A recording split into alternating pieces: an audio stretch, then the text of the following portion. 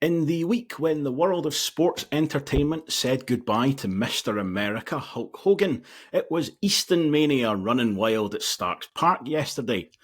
Hollywood Dylan Easton asked, "What you gonna do, brother?" And former Rover Ross Monroe in the Caley Thistle goal had no answer, as a left-footed half-volley was followed by 2 penalties and an assist for Jack Hamilton's tap-in. And there was still time for some sweet chin music in the build-up to the 5th, when Josh Mullen's effort was turned into his own net by Macho Man Remy Savage. I am Duncan Cameron, and joining me in the Oh No No No squared circle to wrestle with all of yesterday's talking points, I'm joined first of all by Rowdy Robbie Weir. How are you, mate? I am incredibly impressed with that introduction. I would imagine that the marks will be popping off, as Craig Telford so often refers to. So Luke Todd, I'm looking at you when I say that.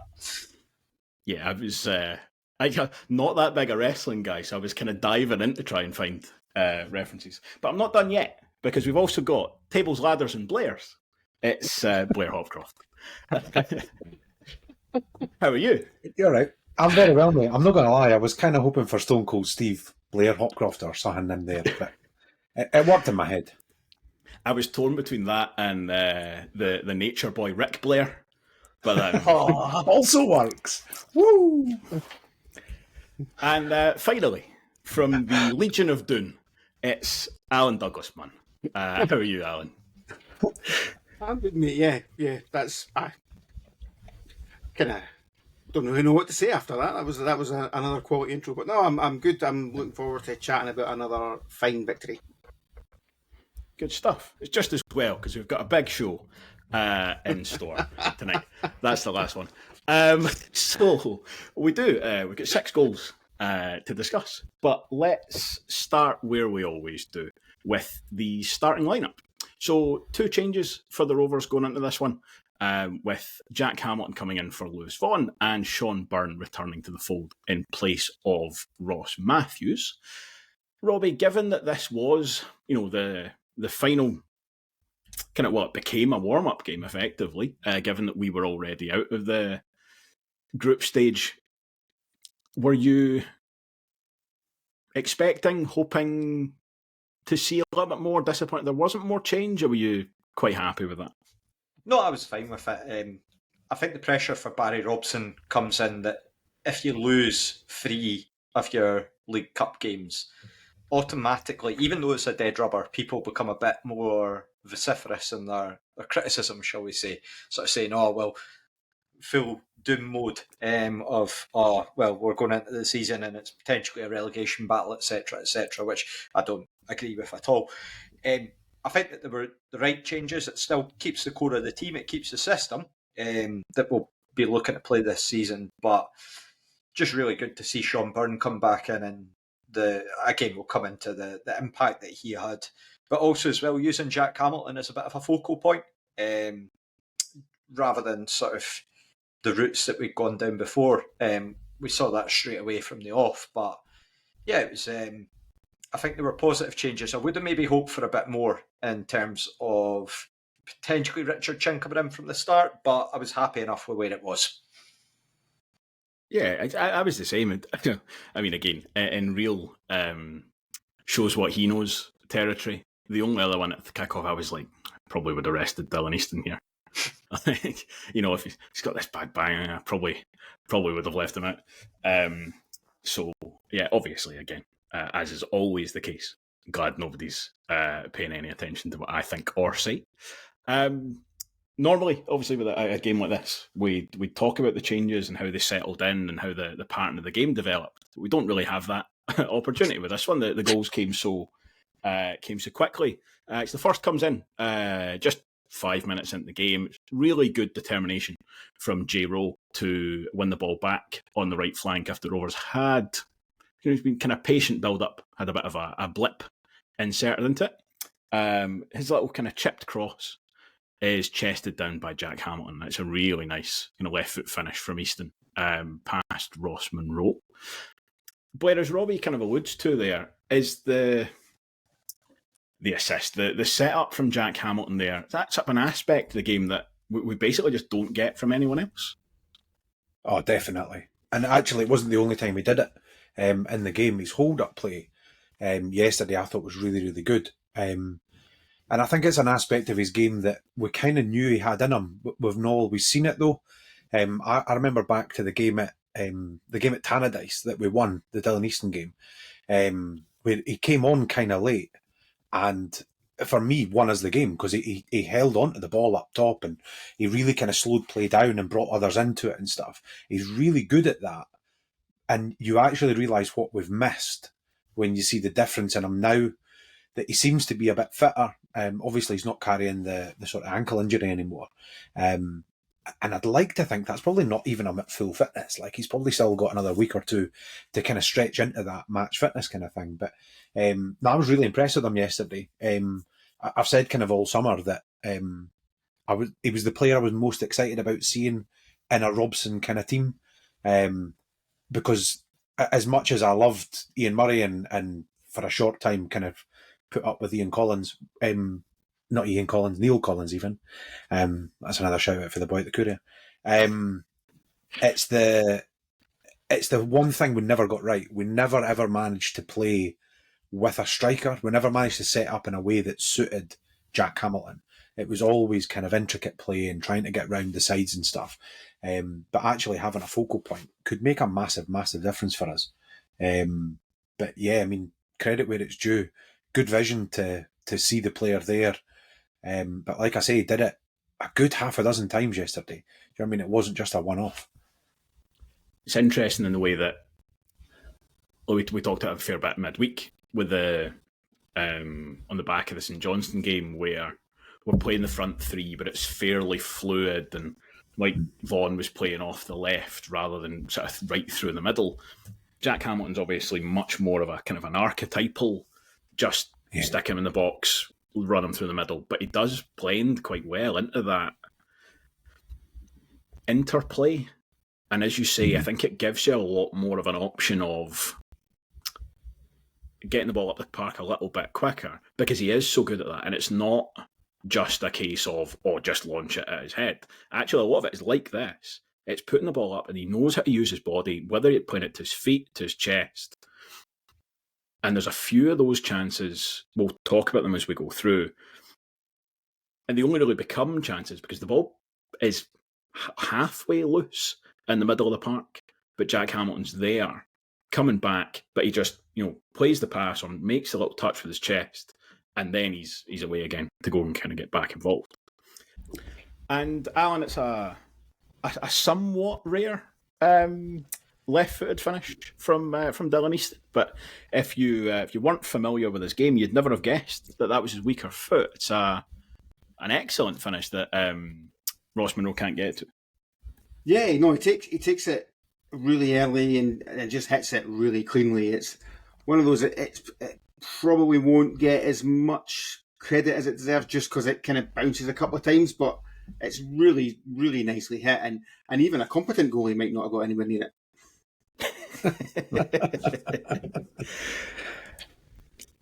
Bad vibes goalkeeper to me, Ross Monroe. Just doesn't inspire confidence, and calling him Geordie didn't make it any better at the time either, really.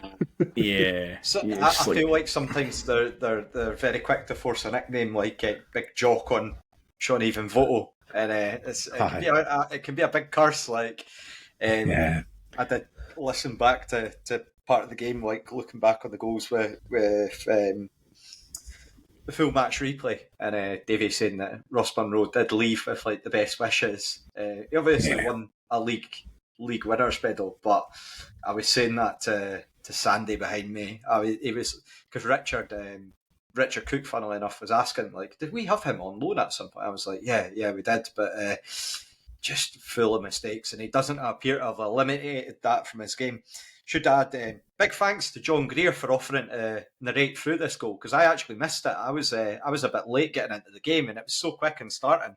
I just heard the cheer and the tannoy music, and that was it. So thanks to John. If he wants to come back on the podcast, he is still welcome, because that would be quite a good skill to have, but he's still in hiding. without wanting to jump ahead a little bit and kind of move on to the second goal, it's not really relevant to the goal itself, other than the fact that I'm fairly certain there was Caley Thistle fans just coming out into the stand as we were celebrating the second goal. It's like, nail it, guys. It's a long journey Yeah, to walk that's a into tough They that. one. were singing as well. They Exactly, were singing. aye.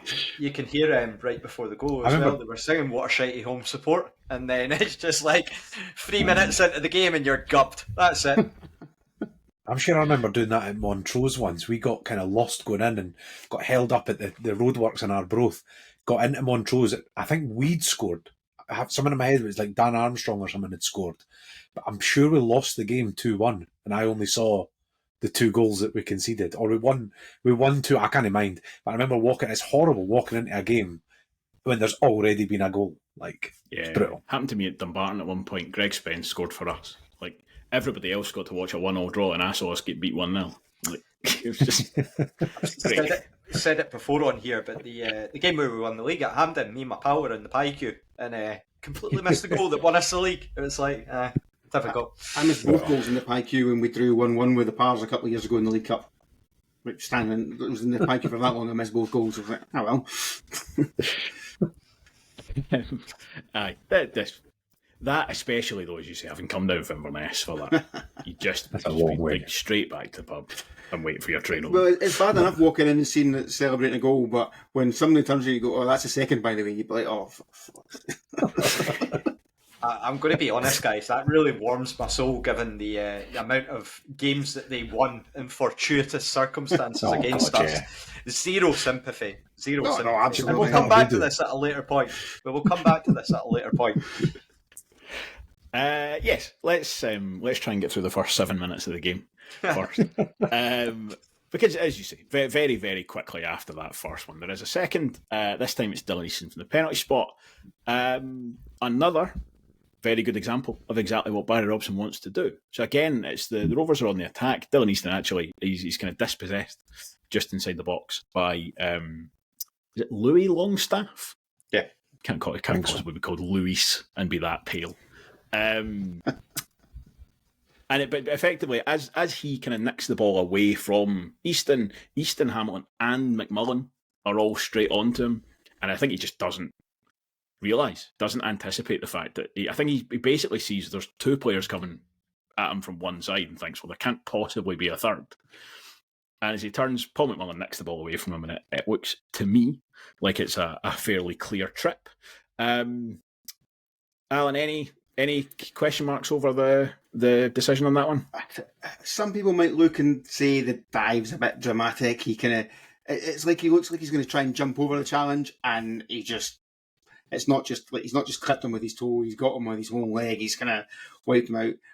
For me, the clearest indication that it's absolutely the right decision is he gives a half-hearted kind of no, and then just kind of goes, aye, all right. There's no protest really at all. He just accepts it and moves on.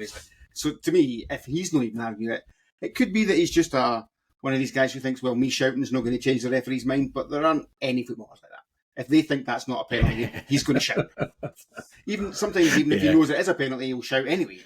He totally accepts it. He knows it's the right call.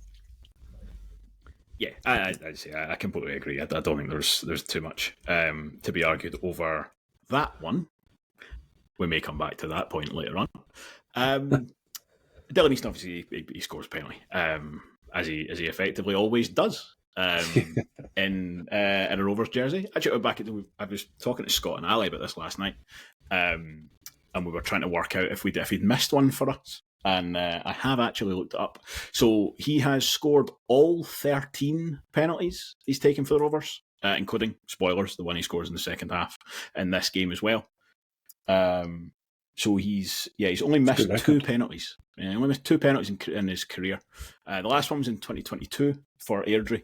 And before that, he missed one in 2018 for Forfar. But does, unfortunately, have the terrible label of conceding or not scoring that penalty into Connor Brennan, who's possibly the worst goalkeeper for 7 penalties that any Rovers fans have ever seen.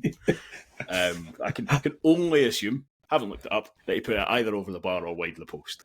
Because Yeah, Just Or fell over the ball. As the third didn't most reach likely the goal option. line. I know that this League Cup campaign hasn't been the best. I am not going back to 2018's Rave TV archives to look back at footage that long ago in a very dark time. If it was against us, it wasn't against us actually. I thought it was, but no, it was an Angus derby between Forfar and Brecon that Brecon won 4-0. Oh God! But actually, more importantly, 13 penalties in a row, which is law of averages or the law of whatever it is. But you should score 7 in 10 penalties, something like that, I think, over the piece. So to score 13 without missing one is certainly is very, very good going. Moving on from that, into the kind of rest of the first half, there is an offside goal for Caley here. Robbie, kind of two questions on this. Having had the benefit of looking back at it, do you think the linesman's got that right? And also, any cause for concern that that's gone right through the middle of our defence, given what we talked about during the week? No, I think it was offside, and there's maybe a bit of sort of food for thought there in terms of the defensive side, but yeah, it's the guy's gone just that's fraction too early. You can see sort of his body's just a wee bit ahead of the defensive line where someone's done a freeze frame on Pine Bovril, and you have a look at it and it does look offside. With the defensive aspect, I mean, for the most part, we were relatively solid at the back. Yesterday, obviously, Caley do get their goal, but generally we handled everything that they threw at us. Admittedly, I would say with that Caley team, they are a bit understrength. They're missing a few players on through injury, including Ross Milne, who unfortunately did not make his return to starts part yesterday. But it was generally, I wouldn't look too much into it. I think that it's relatively speaking, I think that the overall performance from the defence was good. Yeah, I don't think there's too much to argue with in that. And then the 36th minute of the game, there was a third goal. This time it is Oscar McIntyre making his debut for Caley Thistle, having joined from Hibs the day before. He's given a kind of poor pass to deal with. The ball's just launched into the sky. And as it comes down, he actually takes a really good first touch, brings it, keeps it under control, and then just doesn't seem to decide what to do next. He takes his time, and as Dylan Easton's closing him down, he kind of falls over, trips over the ball. Easton gets away. His low shot is palmed away by Ross Munro, but straight to the feet of Jack Hamilton, who was always quite unlikely to miss from there. Blair, in terms of this one, how willing are you to chalk this up as another big success for Barry Robson's high press, and how much are you willing to attribute this to poor defending and goalkeeping? It's a bit of both, isn't it? I mean, at the same time, you've still got to shut the boy down. Like there's plenty of times I've watched a Rovers team that have not done that. The boy takes a first touch, and like you say, it's a decent first touch, but it takes him effectively to the corner flag. So he's kind of putting himself under a little bit of pressure. Easton closes in on him pretty well, and I mean, for all the money in the world, I just figured he was going to roll the ball back to the goalie or the centre half who's dropped deep, but Easton seems to be able to nick it off him, and he's in. It's a pretty tame effort, I think it's fair to say. He's obviously trying to do that thing of using the player in front of him and kind of shield it from the goalie and try and kind of wrap it round them. And Munro just palms the ball straight to Jack Hamilton, who, to be fair to him, Jack's got absolutely zero time to think about it. It's on him. I mean, it probably could have hit off him and went in fairness. He was that close, but I mean, he gets his foot around it and puts it in. It's a pretty decent goal in terms of that pressure, but like you say, there's too many errors in it for it to just be as much as the penalty was genuinely the high press, and actually it comes from what Robson's trying to do. That goal, it's probably 60-40 pish for them. I think that when you look at the goal, Easton like, as you say, it is a relatively tame effort, but at the same time, he kind of gets it through the boys' legs, and I think that causes an absolute nightmare for Munro. I mean, Munro really has no business to sort of palm it out. No. But the thing I really like about it is the fact that Jack Hamilton is, even before the ball's getting palmed out, he's on his toes, like heading forward. And Remy Savage is absolutely sleeping there. He's not even got a clue. The next time you see Remy Savage, he's basically got his hand stuck up in the air, hoping that the linesman's going to bail him out, which, newsflash, he didn't. So I thought that was a real positive aspect in terms of that goal. Yeah, There's a chance just before it as well, wasn't there?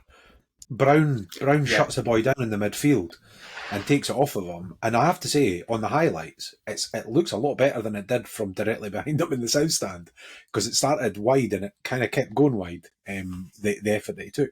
But you could see that kind of pressure starting to pay off. And I suppose it's just part of that. There's that one immediately before it. There's also one immediately after it on the highlights as well. Oh, yeah. As Hamilton kind of snatches at a... I'm going to call that a half volley as well. Just kind of sort of lashes it wide. But again, though, like that's the... I think that's the... It's not the point, obviously. You want to be able to score every chance you get, but we've seen that in... Basically, well, set aside the St Johnstone game, we've seen it in the other three.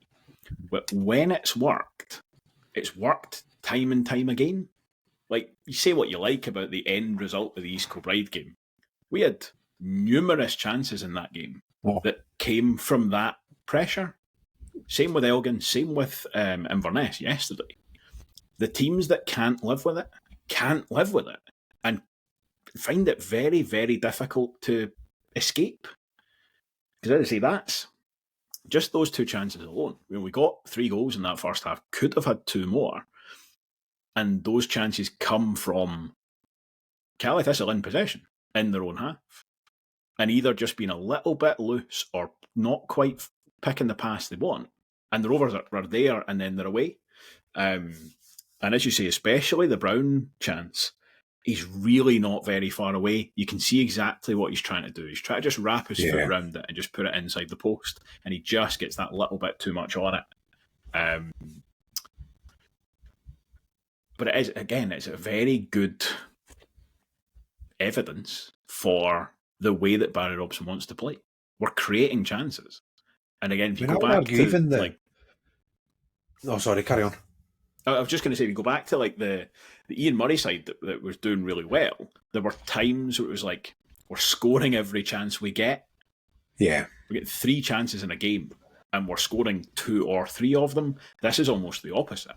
And again, they're big caveat, right? They're playing a lower league side in all 3 of the games that I just referenced there. And I do think that's part of it, that this particular kind of blitz tactic, it's more effective against the teams who aren't as good because of the nature of it. It relies on slack passes, bad touches. And we saw against St Johnstone, it's much, much harder to replicate those errors.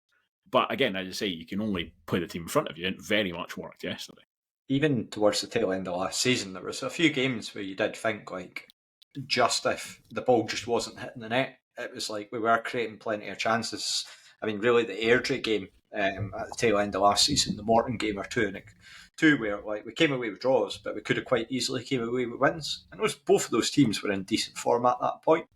I'm really keen to see how we do against Queen's Park, but again, we'll save that for next week. That chat. It does feel a million miles away for this time last year. I remember going into that first Airdrie game, and genuinely one of the worst halves of football I think I've ever seen in my life. And sitting there at half time and thinking, how, where, when? Like, I have no idea what's going to happen here. I mean, we might win it, we might lose it, but we've been turgid. And like it feels different from that. I mean, I didn't see the St Johnstone game. I was sitting in the airport. I tried to watch it, but the signal was crap, so I ended up listening to it. But I watched the highlights back, and you're right. They deal with that high press way better than what the lower league teams do. But a couple of refereeing decisions away from that game turning, because I mean, if you go back, and I know Robson will get a lot of stick for I'm not going to make excuses, and then he comes out and talks about refereeing decisions. And that's always going to get chucked back at him, and probably quite rightly. But he's got a point. I mean, if that goalkeeper gets sent off, and if we get that penalty early on, you're like, well, it's a very, very different game at that point. And it's that thing of you can only play the team that's in front of you. But the same goes for St Johnstone, and they had to kind of play. They had to play the way, try and counter the way we were playing. They were just more capable of doing it than, I would argue, 7 of the teams probably in the league that we're in are capable of doing, maybe 6. So it doesn't leave me in a position where I'm thinking going into this season like we're in trouble. It does kind of look at, can we make top 4? Maybe not. I don't know. We'll have to kind of wait and see how that goes. But there's been a lot of talk after the East Kilbride and then the St Johnstone game. A lot of stuff. I mean, I was on holiday, so I saw a lot of the online stuff more than anything else. What a lot of nonsense has been getting talked about as well. Like, it's frightening. To follow on from that, actually, like, to kind of help give Barry Robson a wee bit of slack, ultimately he plays a high press to try and create chances with pressure. And sometimes they'll lead to direct goal scoring opportunities. Sometimes they put a defence under pressure and they concede penalties. You need the referees to make the right decision when that happens. I mean, that penalty decision, without wanting to go over the St Johnstone game again too much, that came from our attack and play. We created that opportunity and their defence messed up and should have conceded a penalty from it. So it's not so much, it's not so much coming up with excuses as much as, we've done our bit. We kind of need the referees to do theirs as well. And you'll get some for you. You'll get some against you. This is Duncan. You're bouncing back and forth there. Itching to come back in. I can't stop this man. He's for audio listeners. He's exceptionally keen to make a point here. At the bit. Aye. No, I'm more just. I don't think. In terms of the St Johnstone game, I think you both are broadly right, but we did also get beat by East Kilbride like 4 days beforehand, and that's, I think, basically beyond excuses. Effectively, like, it shouldn't matter who the referee is or whatever it is and all that kind of stuff. And I think the St Johnstone stuff is in that context. You can't, or I don't think you should just look at that 90 minutes in isolation. I think it has to be taken as a package, and it has to be taken in the context of this kind of wider group, and that we would already effectively set it on fire. And that, but is, I mean, I understand that obviously, and maybe more so than others, I'm quite happy to chalk the East Kilbride game up as a kind of freak occurrence, in the sense that I don't think it's really a signifier of other things, but at the same time, not giving any kind of like alleviation for that. It's still just a completely terrible result. I think you just have to eat. Like, for like the 4-0 game against Queen's Park last year, just a total. I was going to say it's the same thing. Yeah, for me, I think the main thing is what Barry Robson takes out of it and the learning that he gets from it. He's spoken a few times in terms of his post-match interviews, sort of saying, like, this is a new experience for him. He's not used to playing League Cup games, admittedly, because he's only managed Aberdeen and he's not been involved in that. Whether he uses that in terms of gives opportunities to players like, for instance, Sean Byrne coming back in. And again, I know that we'll talk about the performances across the board, but Sean Byrne did not miss a beat. He looked like a player that had been in and played every single minute of every single game this season. And just added that control. Again, you add in the caveat that we are playing a lower league team who are a poorer quality of opposition. Probably really, really grasping at straws here, but if you are to take one positive out of the League Cup campaign, is that probably quite a few teams in this league are now looking at us saying, oh, Raith Rovers, they got beat by East Kilbride, they lost to St Johnstone, they're not going to be up to much this season. I was saying this in our group chat earlier, and I suspect that might give us an opportunity to maybe catch a few teams by surprise, just with there being generally across the league, the other teams have performed. You look at Dunfermline, Partick, Ayr, Morton as well, have all performed really well in terms of their League Cup campaign. Obviously, Dunfermline not getting through today, which is objectively very, very funny. But Yeah, I do wonder if it gives us maybe an element of surprise going into the new season. Yeah, I think you always have to be quite careful with how much you're willing to read into the League Cup group stage. Big time. I mean, there seems to just be a kind of negative correlation to it sometimes, where teams that have really poor group stages do well in the league and vice versa. I mean, I think Falkirk had a really poor group stage last season. There will be other examples as well. Clyde had a really good group stage, and were then dreadful for the rest of the year. So you can be. I think it's very easy to read into it because it's all the evidence you've got. It's all you've got to go on. But ultimately, it doesn't have to define your season. And I think, obviously, with ours, it's been quite kind of mixed anyway. Yeah. But what I do think is... Yeah. No, on you go. Sorry, I was just going to say, the overriding point I was trying to make with the East Kilbride St Johnstone thing and the juxtaposition to last season is, for me, whenever you lose a game like East Kilbride, right, which is up there with one of the worst results we've probably had in the last 20 years or so, in terms of a League Cup game at home to a team that's just been promoted, and not just losing by an odd goal, like actually getting beaten relatively comfortably in the end, at least on paper.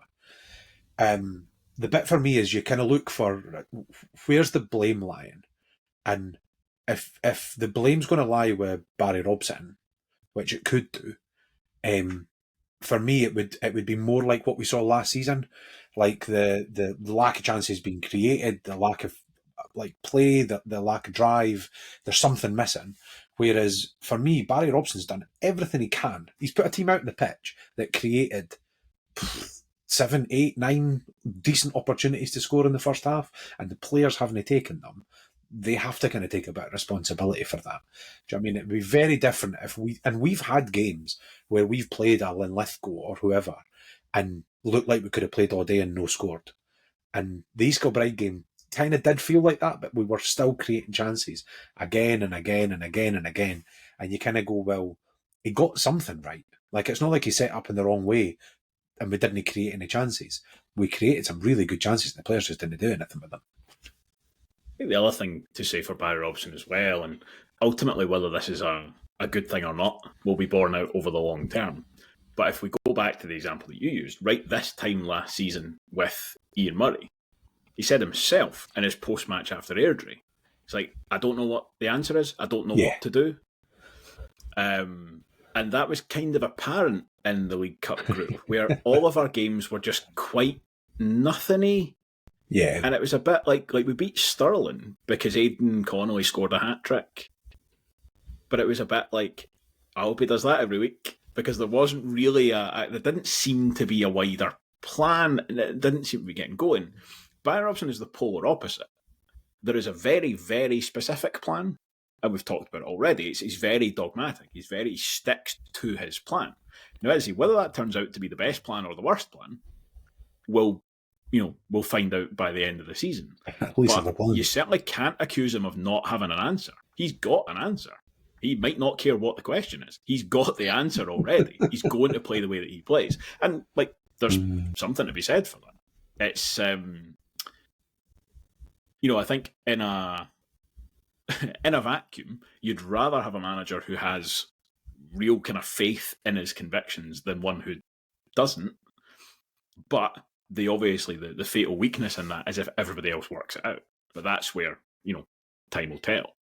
But that, to get back to the game from yesterday, I think we've broadly taken ourselves up to half-time, which means that we can have just a little bit of light relief with Matt Kenny removes a seagull, which is the number of times you see it at this time of year when there is a baby seagull kicking about, and it kind of goes on for about half an hour, where players are like, I didn't really want to run into this seagull, but I might at some point. The decisiveness, which I have to tell you, feels so Barry Robson coded. That baby seagull had been in the centre circle for 30 seconds, and I could feel Barry Robson going, Mac, go and get that bird. It's like, oh, right. Goes and gets it. Great stuff. Lovely to see. I don't know if that's like module 4 in the sports science course. Just say Wildlife. pinned up at Gym 64, won't we? Just Seagull lifts added to the training routine.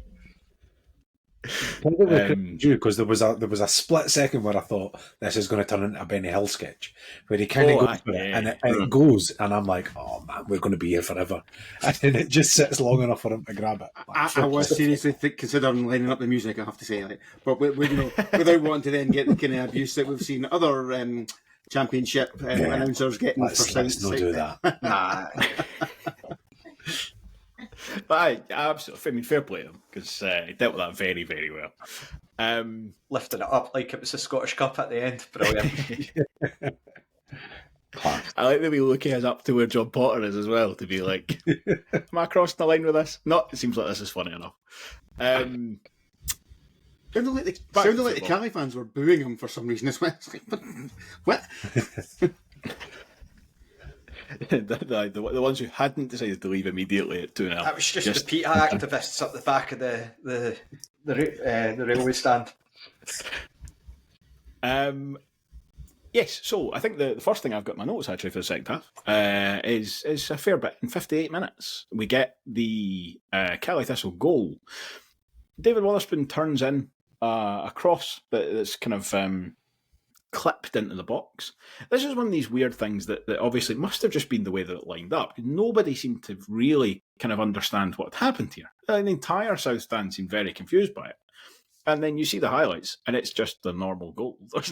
There's nothing really particularly odd about it at all.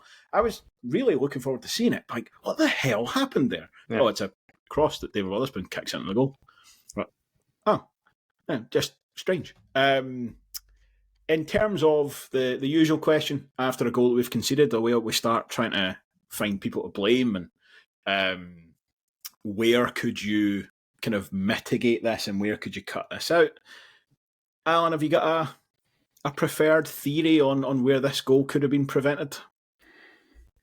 I think you say it's a fairly bog standard goal conceded from a cross. You could probably stop the cross coming in. You should definitely not be leaving David Wotherspoon with that much space on the edge of the 6-yard box. But I'm sure Barry Robson will watch that and he'll have plenty of things to say to the defence about ways they could have stopped that they'll all know themselves. We should have just defended it better. Nothing systemic to worry about. Nothing kind of deep underlying problems. It was just a bit of poor defending with a good cross and a decent finish. Robbie, would you agree with that? It was a really odd goal.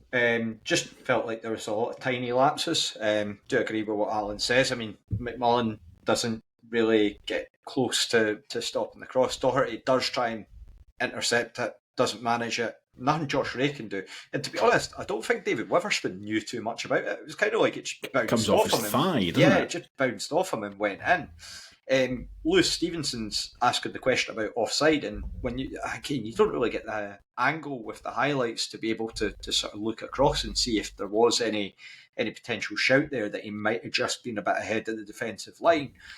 But yeah, just it created a little bit of nerves in the stand, I would say. Just people maybe sort of, again, there's always references to that Hamilton Accies 4-all game. And David Witherspoon sort of tried to gee up their fans and get them on their feet going. But, that was quickly killed. Not too long after.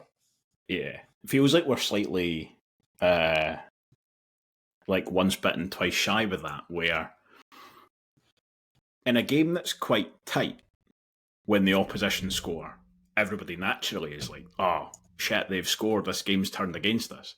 But also in games where we're really, really comfortable, the opposition scores, and we're like, shit, here we go again. It's going to have, other clubs presumably don't have at least the second one. Like, you're 3-0 up, the other team haven't really created much, and they score one, you go, oh, that's annoying, I bet we'll just carry on. We all are much too kind of traumatised.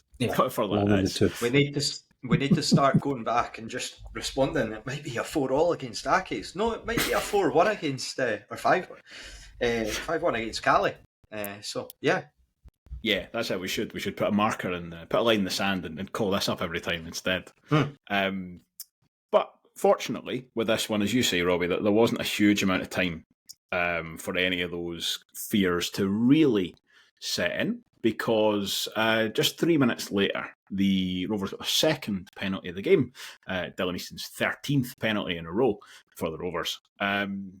This one, it's a handball decision that the referee decides to punish. It's Remy Savage again, isn't it? Yeah.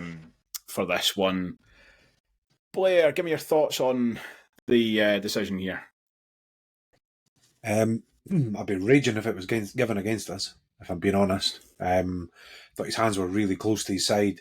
The only thing I would kind of caveat that with is the angle that we get and the replays and stuff.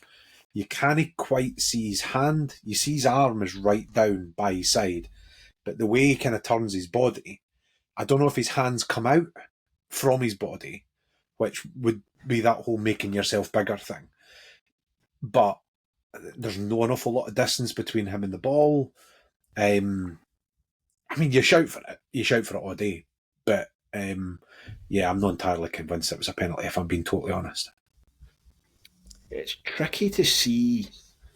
Just actually, because the ball is hit so hard, it's difficult to actually see exactly what happens.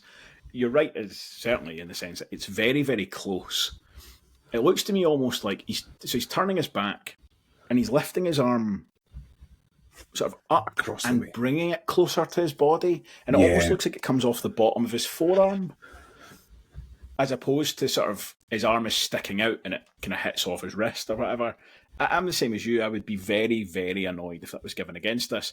I don't think if you were you're the SFA observer, it would be very easy not to, deduct points from the referee for that. You could very easily make a case that within the letter of the law, that should be a penalty. But my immediate reaction was that it was very, very harsh. And I've not kind of seen anything that makes me reconsider that. You could also go full Roy Keane and say that it's his job. He should just be standing up to it rather than turning his back. So, fair. I'm just going to interject here and just say that, yes, it is Caley Thistle who got the spunniest of spunny decisions for years upon years upon years. I mean, it was pretty much like 20 years of spunny decisions, if not longer. Red cards that just weren't red cards. Just these things crop up. Bearing in mind the penalties that we've not got and had against us in the last two games, I don't care about Caley Thistle. I'm taking that all day long. Absolutely. And I would add as well, very, very good build-up play beforehand with Scott Brown and Dylan Easton. Dylan Easton pressing high up the pitch, winning the ball in the air, then taking it back, brings in Scott Brown, who I thought had a really, really assured performance. Quite a lot of criticism of Scott Brown maybe over the last few games, just with that partnership between him and Ross Matthews. We both know that they can be very good at their job, but Scott Brown was far more of that box-to-box that we know and love yesterday. And that I might have misheard you there, Robbie, but it was actually Josh Mullen. No, but was it? I'm just that cuts out the sky. The shot. It's Mullen. He then plays it to Easton, who plays it back in. Oh, right enough, aye. So you are. Sorry, it was just because Josh Mullen doesn't get an awful lot of credit for the Rovers fans at the best of times. So no. I didn't want to miss an opportunity. Nah, just looking at it on my mobile screen, so it's obviously a bit smaller. But anyway, we can edit that one out. But yeah, no, it's good link-up play between the three of them, because I'll still include Dylan Easton, of course. But yeah, Josh Mullen, obviously, as well. I mean, he's getting the shot on target, which we can say for the last two goals. So yeah, it's positive contributions just up that end of the pitch. So. Which actually brings me on neatly to why it is definitely an absolute penalty. It blocked a shot on target. There was a shot on target. Was it going to go in? Probably not. But I'm fairly certain the rules are that if there's a handball that blocks a shot on target, it's a penalty, regardless of whether you think it's. He's making. I'm sure I might be making up stuff, which is very, very possible. But I'm fairly certain that's one of those kind of hard and fast. If it blocks a shot on target, it's a penalty, no matter how even if his back was, his arms could be right in at that, and that's the rule. But either way, it's Caley Thistle, so get it up, yes. As Robbie said. That's That's a problem, handball rule all over, isn't it, though? They've changed it so many times that Yeah, totally. six different people have got 6 different understandings of what the law is. So, but I would agree. I'd probably be think raging if it was against us. only 2 people on the ground seemed to immediately think it was a penalty, which was Dylan Easton and the referee. Both Josh Muller and the linesman are not bothered in the slightest. But Dylan Easton wants a penalty. Shock. Exactly. You take them, and when Dylan Easton takes them, they go in. Based on the 13 he's had so far. He's just like, I fancy a hat trick today. Oh, okay. He also knows he's getting taken off in about 5 minutes. So,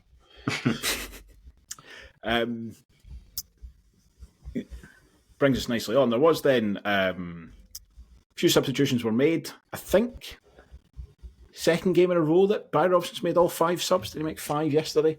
Certainly did on Tuesday night. Yes, he did. So again, I've criticised him for not using his subs. I used all 5, so no room for criticism there. The one I want to kind of call out in particular at this point is Richard Chin.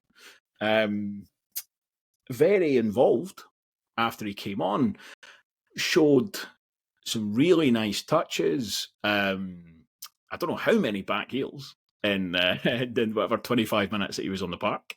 And one very nice pirouette in the box.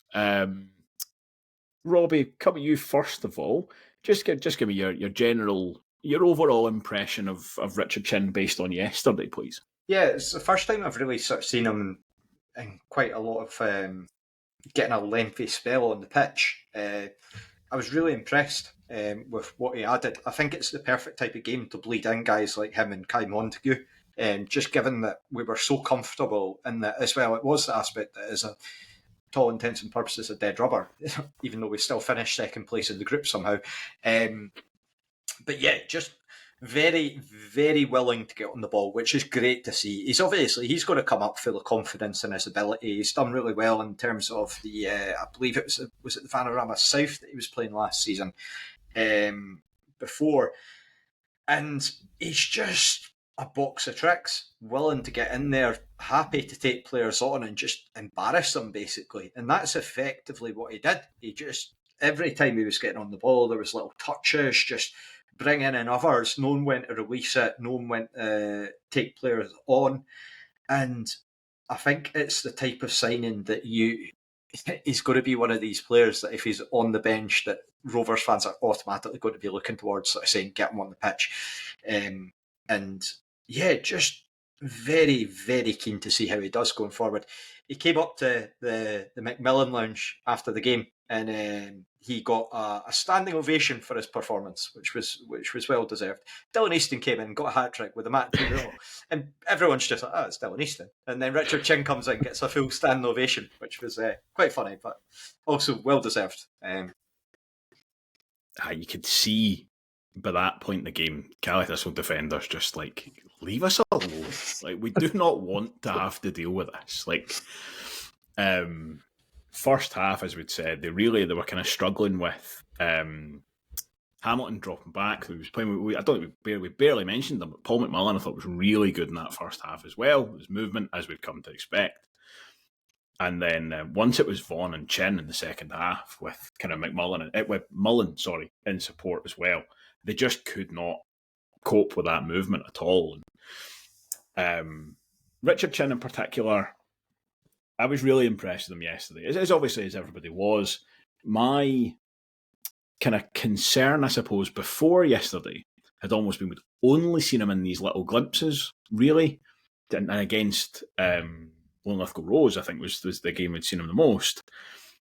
And I was a little bit like, is it just kind of tricks and running and that kind of thing, where like, how much of this can you actually put together into effective attacking football, as opposed to being a bit like, you could put this into a showreel, but it's not adding up to much.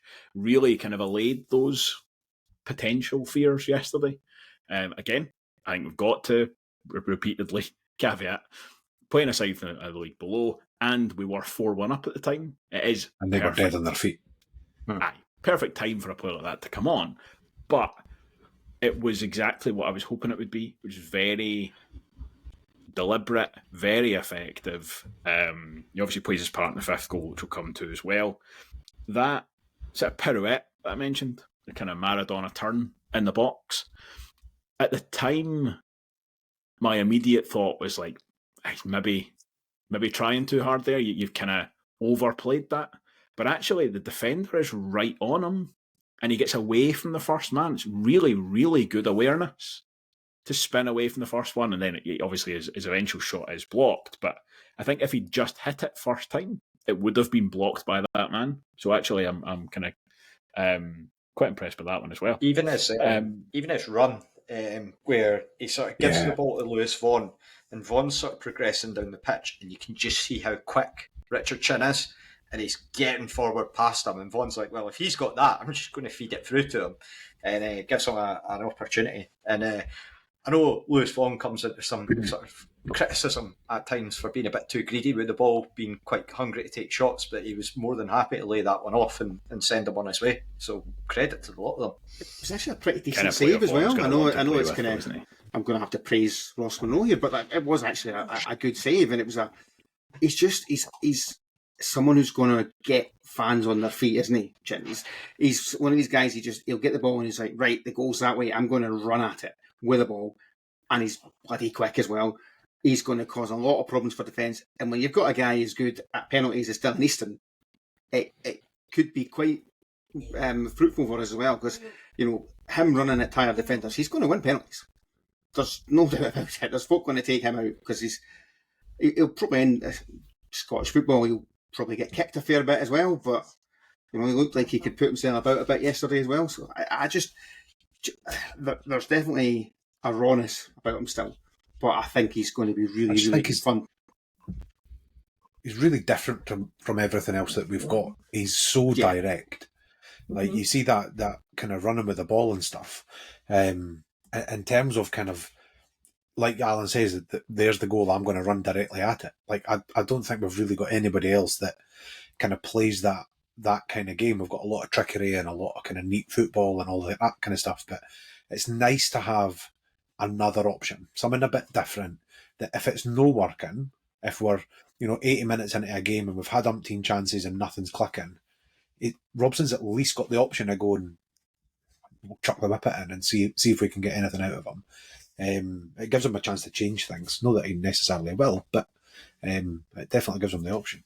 I think as well it gives it's a really good point to make, but as well, if we are maybe winning by a single goal and we bring him on, teams are potentially stretched trying to get an equaliser or try to get a winner, and if you bring him on, it can cause food for thought at the back. I would add as well, just to take it in a bit of a different direction, I would also mention Kai Montague, very impressive. He deserves a lot of praise for, I think he probably, it's a strange thing to say, but I think he's probably learned quite a lot from the games, the game against East Kilbride in particular. Sometimes, I know a lot's made about Liverpool's recruitment in terms of needing players that have gone through like bad injuries or bad experiences, in terms of that's what they're going to learn from. And I think him in particular in the last two games has looked very assured, which is good. He needs that. He needs just relax a bit in terms of the games and seeing like, okay, you've gone through a really bad experience, we're still sticking by you, which is good. It gives you a bit of confidence in Robson and Kirk's man management skills, that they'll recognise that he's had a poor game against East Kilbride. He'll know that himself. And they've taken him aside and said, look, this is what you've done. This is what we need to work on. This is how you improve. They've worked with him. And he's definitely been better those last two games. Right, absolutely. Yeah. You come away from the East Kilbride game thinking, maybe he needs to go out on loan. Maybe he's not ready for championship football. You're now looking going, he's a perfectly good championship squad player. Like, that's just Dylan Easton against Airdrie, though, isn't it? It's the playing your old team thing. It's trying too hard and wanting it too much. And yeah, I think again the thing is in isolation, if they'd sat him out of the St Johnstone game and he'd just come back in yesterday, again you could maybe go, oh, he's come into a game that we were 4-1 up and everything. But actually, as you said, he was really good on Tuesday night in a game that was still in the balance. And then again, really just kind of replicated that yesterday. Very involved and looks very assured actually. He's not just playing the kind of easy passes. He's taking his time, looking for the pass, making a bit of movement before he. I've got in my notes as well to make sure we get mentioned because I very impressed. We'll cover off the last goal as well. So this one, as we mentioned, it's Richard Chin on the edge of the box, kind of dragging the defender with him. His 7th or 8th back heel of his relatively short time in the park. Plays in Josh Mullen. Mullen, not unlike Scott Brown tried to do in the first half, wraps his foot around the ball. One that I think you could potentially describe as a good height for the goalkeeper. It turned out to be a very bad height for his centre half, who could only watch the ball bounce into the goal, really. I don't know, Blair, I'm going to ask you a question I already asked you. This one, same thing again, really. Blame on the goalkeeper defence for this one. Got to be the goalkeeper, doesn't it? 100% the goalkeeper. It's got to hold that. There's no pace in it whatsoever for Mullen. I mean, it's a decent enough effort. It's one of them where you kind of look at it, and it live, I thought he's putting a cross in, one of the kind of crosses to the back post. But when you see the other angle on Wraith TV, I think he's got his eyes on goal. I think he is definitely shooting. I wasn't sure at first if he was trying to kind of get it to Vaughan, but not at all. But I don't know why the goalie's palming it. I honestly don't. There's no enough pace in it for me. Just get your hands on it and clutch it to your chest and fall over. Or at the very least, tip it up and away.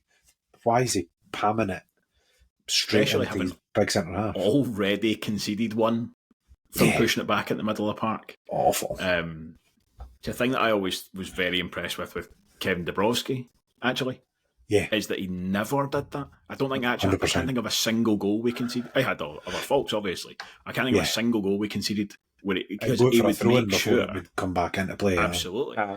And I think that's a really underrated strength. And I think some people see it and think, oh, it's Hollywood saves.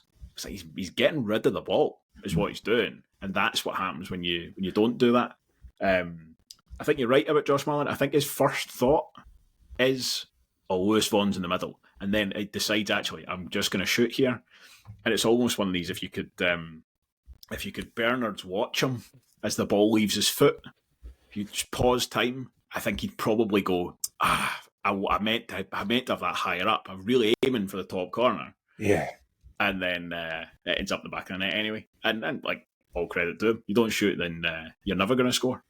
But yes, certainly I think he's got a fair bit to thank. That's like a really niche reference that's going to cut off either really like viewers of a certain age, like one way or another. Like it's a real pull because I don't think I've ever actually seen the programme. I'm fairly sure it's a children's programme about a watch that stops time and lets you reconsider things. Very glad it fell into the hands of an altruistic kid rather than a sociopathic maniac, but here we are. Could have gone for the Queen's nose, but I'm not sure. I'm Queen's right out of my nose. depth for this. However, while we're on Remy Savage, bizarre this one. Brilliant. So, Alan, after the whistle is gone, Remy Savage is sent off.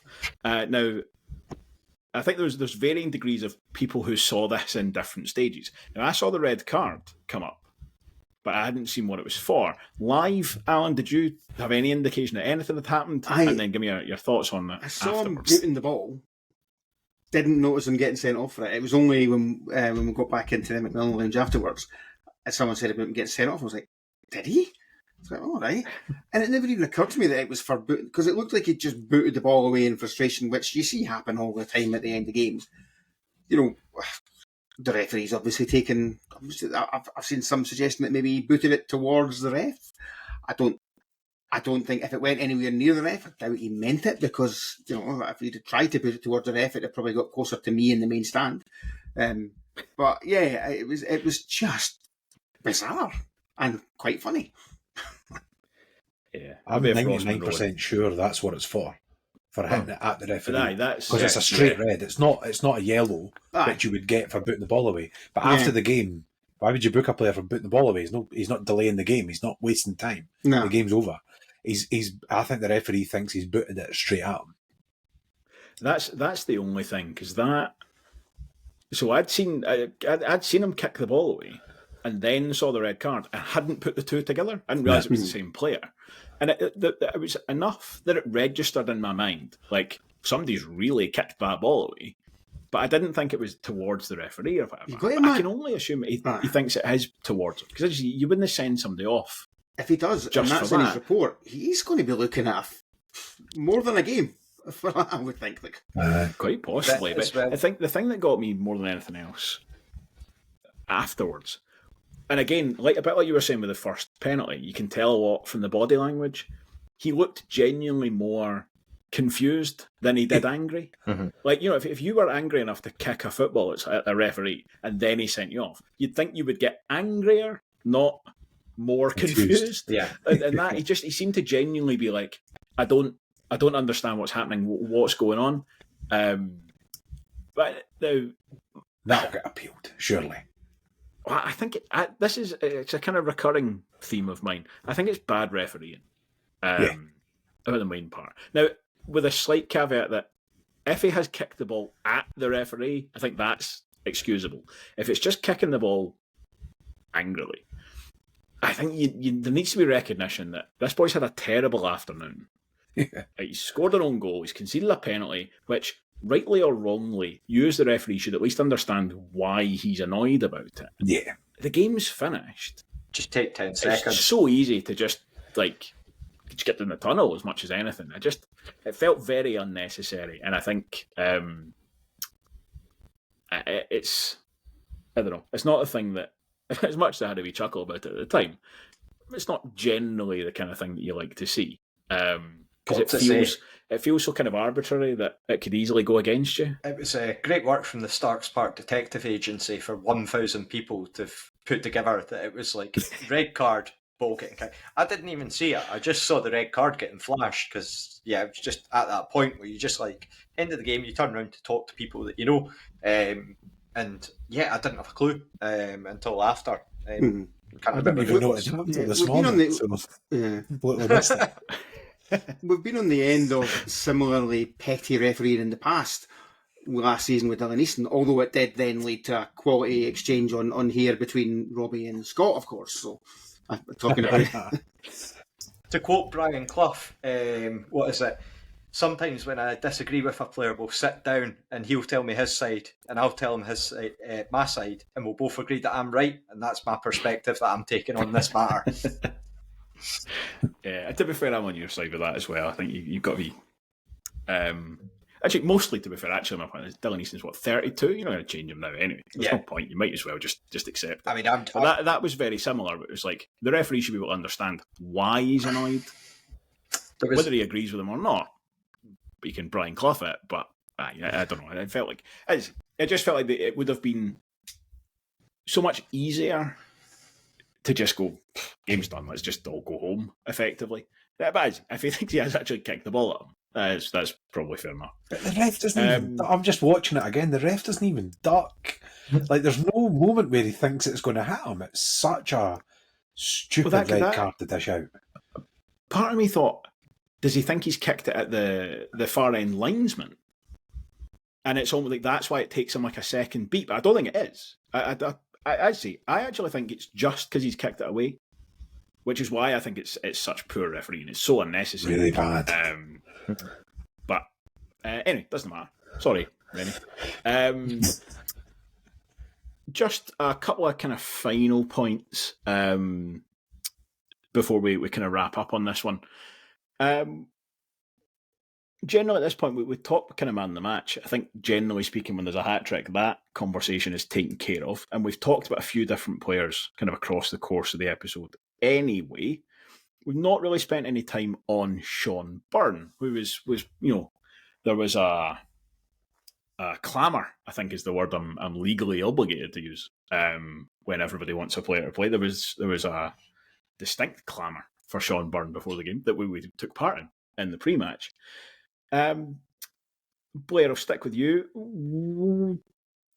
Yeah, I suppose we've not really heard from you on this. Give me your thoughts on the whole kind of Sean Byrne of it all, including how he performed yesterday. So, I've spent the last couple of weeks just kind of looking at the whole situation and thinking, surely no. Surely he's no just no playing him because he can't run. Like, it all just seemed a wee bit too, I don't know, petty. Like, it just didn't seem to make sense. So I kind of had assumed that there was an injury, there was something kicking about that we weren't aware of. Turns out he wasn't injured, he just wasn't getting picked, which I don't understand. I think, see, if you want to know how good Sean Byrne was yesterday, I think you look at how Scott Brown played yesterday. And you look at the Scott Brown that played the last two games and the jobs that they were trying to do. And we obviously spoke about this in the group chat and stuff. But it's that thing of, like, Scott Brown and Ross Matthews. Like, I think it was you, Duncan, that had said either in the group chat or on the post-match for the St Johnstone game. Either way, there was a comment about, like, trying to play like a middle three, like trying to play two players in a three-man midfield. And it's like Scott Brown and Ross Matthews both play like they're 1.5 players. Like, they do more than the average footballer probably in terms of their work ethic. But the problem for me is that they're the same 1.5 players. So rather than two players coming together and being like three, they come together and you're probably lucky if they're two, really, in terms of the ground that they cover and the game that they play. Very similar profile-wise, yeah. Yeah. And the way that Scott Brown played yesterday and the chance that he got in the first half, the pressing that he was able to do, that comes from the fact that he's got Sean Byrne behind him, just, you know, marshalling the midfield and just holding that position. Like, away you go, Scott, on you go, I'm here, I'll cover you, like, no bother at all. He never gives the ball away. He's so kind of assured in possession and stuff. And I get that there will be games where Robson wants more energy in the midfield. So I'm not advocating that Sean, and I've seen a lot of, you know, Sean Byrne should play every game. I'm not in that camp at all. I think it's horses for courses. There are games where he'll want more energy in the midfield than Sean Byrne can probably give, which is fine. But I think there are games where you need that calm, collected kind of nature of just holding that midfield and letting Scott Brown be Scott Brown. Let him go be box to box and not have to worry about the bit over his shoulder. So yeah, I was really pleased to see him come back in yesterday. And I mean, I know Dylan Easton scored a hat-trick, but it was 2 penalties. So I'm not entirely sure the man of the match is taken care of personally. Because we vote now in the Stevie Gray does the supporters bus, so he's got a vote after every game. I'll be honest, I voted for Sean Byrne. Oh, you just like to be contrary. We know that about you. Yeah, I think he scored 2 penalties. Doesn't matter. Hat trick's a hat trick. Mr. Perfect opportunity to say no, I don't. Oh no, I don't. Alan, anything you want to add to that? No,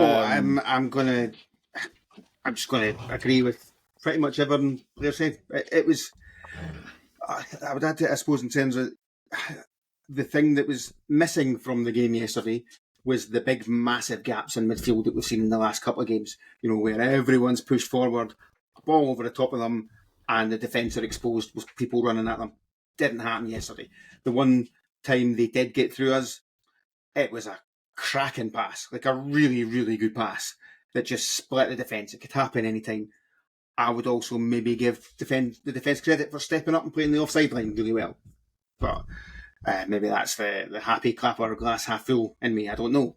But yeah, I just think there was an assuredness in that midfield that the defence was being protected by having Byrne in front of them. And as Blair said, we got so much more for Scott Brown because of that, because he wasn't having to think, right, I need to get back and worry if I lose the ball, I'm going to have to rush back and defend, because he knows he's got Sean Byrne there behind him to do it for him. It was just, they're a really good pairing. And I don't want this to be about, you know, it's against Ross Matthews. I really rate Ross Matthews. I think he's a really good squad player for us, a really good player for us. You know, he's been in the team on merit for quite a while. But there is that issue of him and Brown being too samey. You just get clearer sight lines, clearer distinctions of who does what job. Obviously, Ross Matthews and Scott Brown work really well as a pair. And it would be disingenuous to suggest otherwise. You know, they did a lot of that in the last quarter of the last season. We did really, really well. But there are definitely times where you see, you know, a ball breaks or a player makes a run and they both go at the same time. Because as you say, they're very similar players.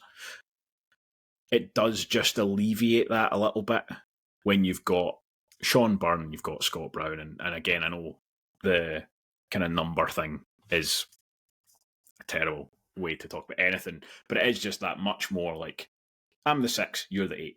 And then just that alone makes everything make slightly more sense. Like, you do some stuff, I do some other stuff, and it's less that you need to think about and less that you need to second guess. You're less likely to have that bit where you're both going and then you both kind of stop and then you both go again because you can't quite. It's a nicer balance. What I think it also does is gives you a bit more control. Like, even the Elgin game where we were so comfortable, but it was still entirely on our terms, but it was still quite harem-scarum. Like, that was the way that we ran that game.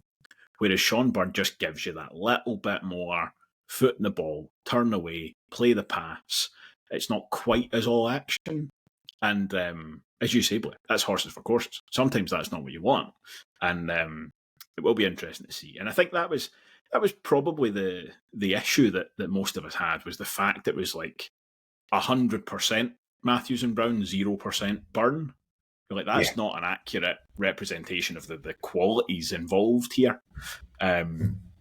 So yes, hopefully we see a lot more of Sean Byrne. It's probably worth emphasising that Byrne and Matthews were as effective as a pairing at the end of last season as well, like in the Queen's Park game. Yeah. So it's not a against Matthews thing. It's more just one of the two of them with Byrne in the right kind of game. It's just a more effective pairing. I was just going to say, just coming back to the tail end of last season, I'd argued that the formation probably didn't suit Byrne because you had your 3 centre-halves, so the need for that holding midfielder wasn't needed. But that was also in a team where we didn't have marauding fullbacks, wing-backs. Mm-hmm. Yeah, like, they were naturally sitting that little bit deeper, so you kind of had that covered if you needed it. Whereas now, he's got Rowe playing so far forward, he's got Stevenson bombing on the left. Actually, Sean Byrne is the one that will come in and just slot over whatever side needs to be slotted over into. And it almost gives your fullbacks that licence to... They don't have to worry so much about being back if they get caught out of position, because they've got that extra man in cover as well.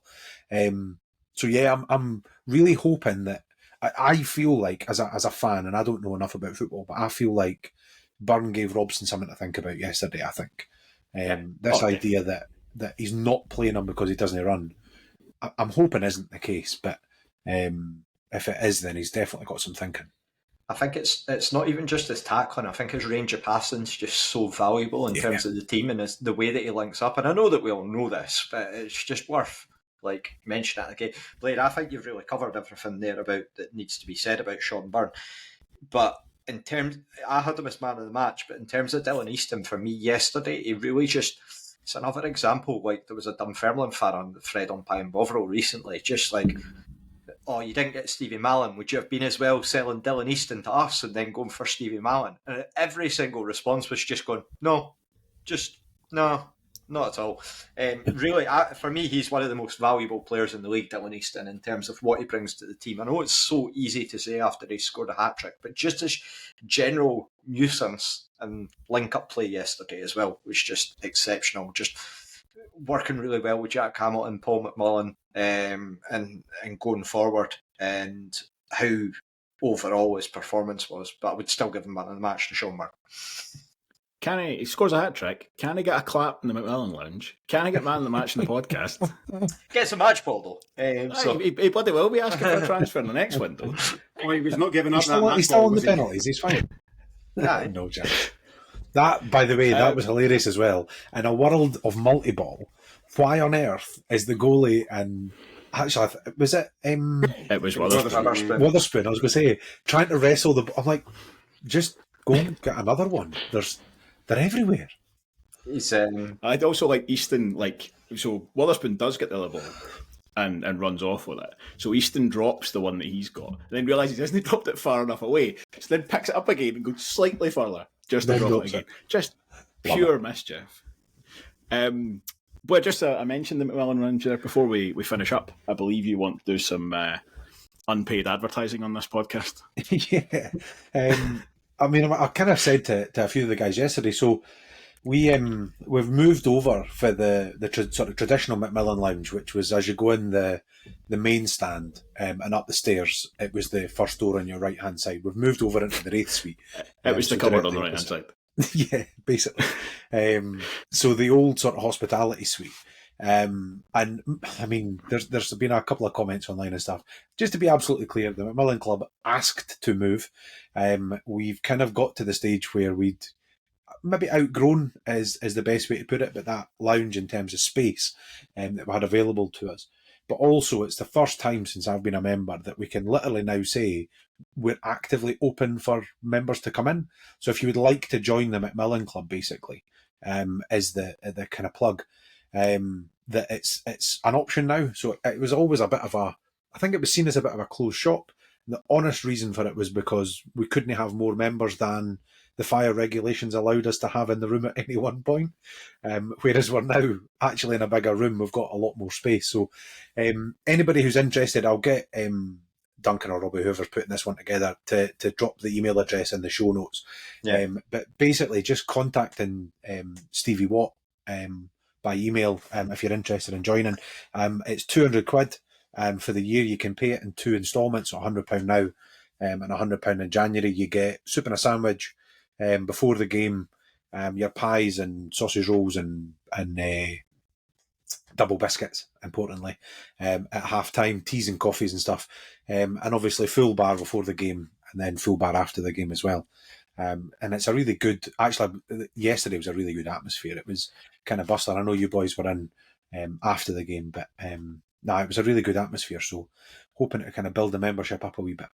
And am I right in saying you can also get like £10 a day as well if you're doing day passes? Yeah, so if you're wanting to come in on a one-off basis, yeah, there's basically an option of paying a guest fee, which is a tenner, which gets you full access for the day as a member would get.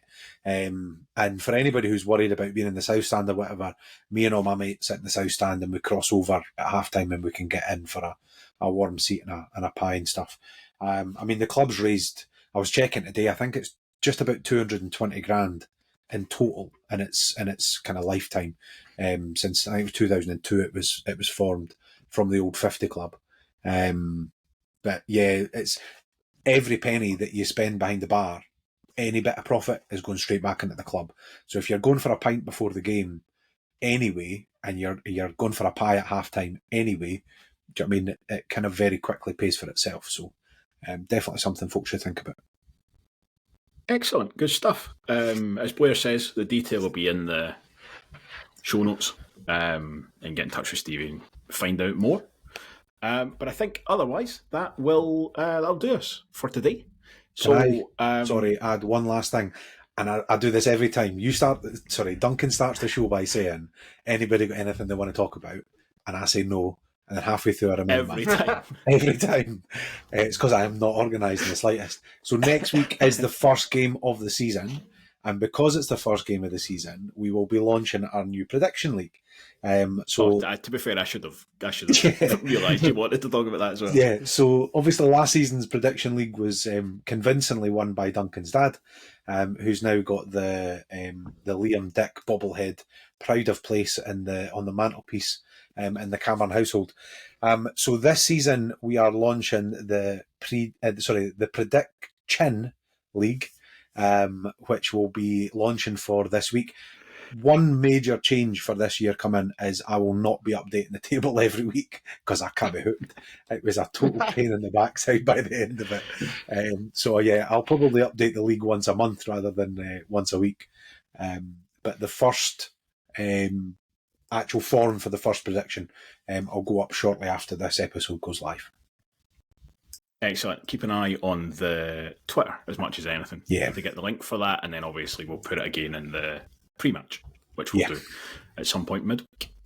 Excellent. All right. Well, thank you, my little Hulkamaniacs, for listening and for watching this week. Until we're back, remember to do your training, say your prayers, eat your vitamins, and believe in yourselves. We will see you next time. Thank you and goodbye.